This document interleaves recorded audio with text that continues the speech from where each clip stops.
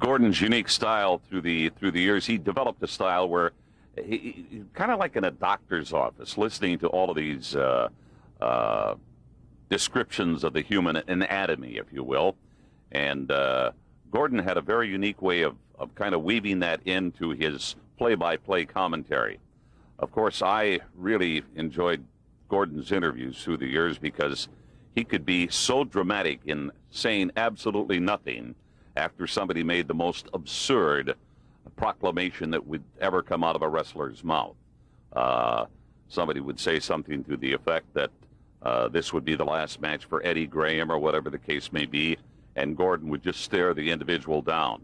It was very dramatic, very effective. I picked up some of his things through the years and utilized them. Not that I would ever knock off any of Gordon Solie's stuff, but he was truly a national treasure in professional wrestling broadcasting, and he's sorely missed. But I remember the good times with the man, and that was always lighting one up at the end of the night after a long day's work. Gordon Solie is the measuring stick by which all play-by-play and many color announcers are really measured. I think that Gordon always brought a certain amount of credibility and journalistic integrity to the professional wrestling announcing business, which is something that has often been sorely lacking through the years.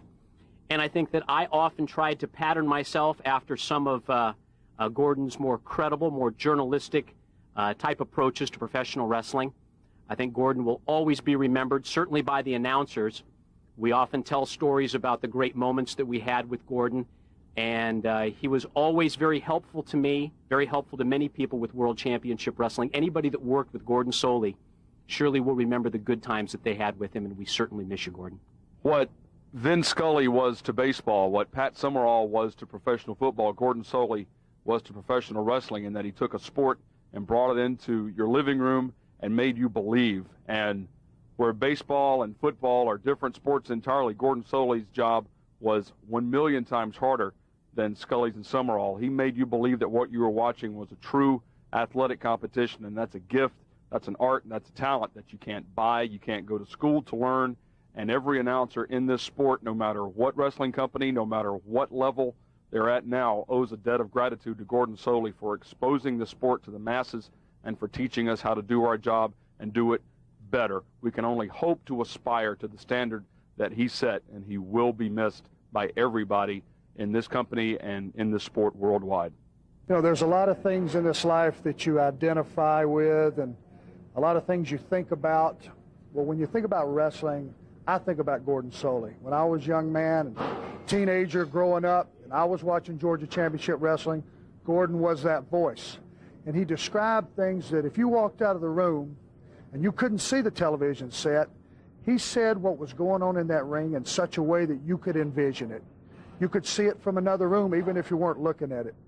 And when I finally had the pleasure to meet a man like Gordon Solie, I found out that not only was he the best at what he did, and I mean of all time, he was a quality person, quality human being, never less than professional.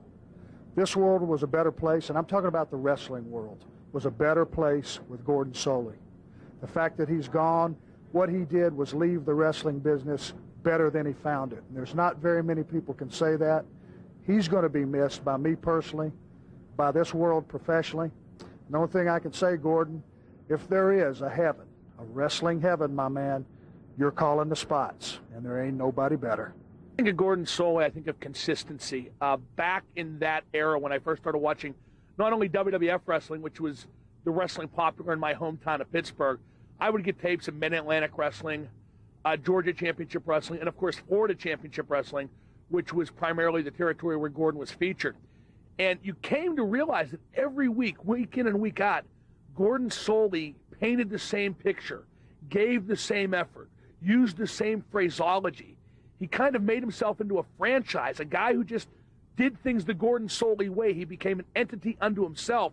And it was just impressive to hear, frankly, a lot of guys just stumble over their words week after week and do a really bad job. God, the guys who did Mid-Atlantic Wrestling, naming no names, but they just sucked each and every week. It was disgusting. And then you watch the guy like Gordon Solie, who just was so good and so consistent.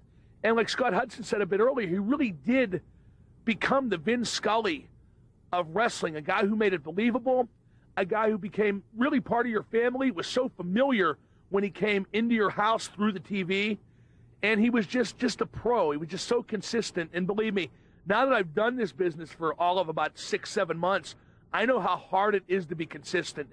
And Gordon was the absolute picture of consistency. The only thing the guy did that irritated the hell out of me, though, it was a suplex. It wasn't a suplex. It was a suplex. Why'd you have to be so damn different?